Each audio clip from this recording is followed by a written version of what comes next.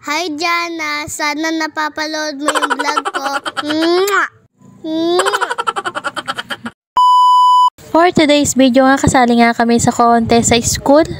Ang talent nga namin dito ay mag-acting kami sa stage. Dalawa kami ng anak ko. Gawa nga ako ng maikling kwento, talaga ng papaluha talaga sa mga manonood. Ilang beses ko ang pinapanood yan, hindi ko talaga napipigilan lumuha talaga ng sobra-sobra. Talaga naiyak talaga ako sa pagkakagawa ko ng video ko na may sound effect.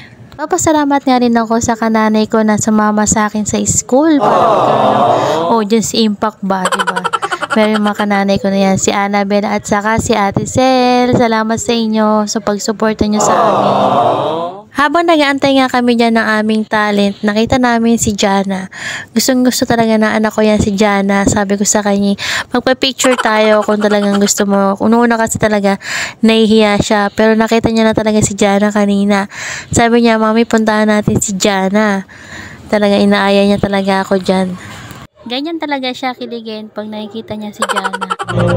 Hi Jana, may picture kayo ni Jana. Picture kayo ni Jana.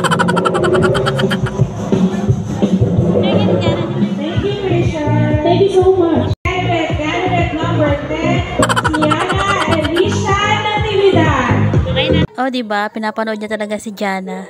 Nung kami na talaga yung magpe-perform, tingnan mo, nakalimutan na niya yung script niya. Napanood niya lang si Jana, nakalimutan na yung script. Talagang hindi kumukurap yung anak ko dyan. Sabi ko sa kanya, pumila na tayo dahil malapit na tayo mag-umpisa. Katapos ang girls kasi, susunod na yung boys. Ayaw niya talagang pumila dahil papanoorin daw niya si Jana hanggang sa matapos.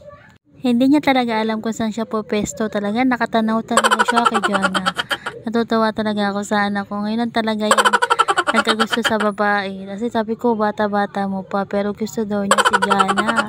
Sabi ko sa kanya, mag-aral ka mabuti para magustuhan ka rin ni Jana.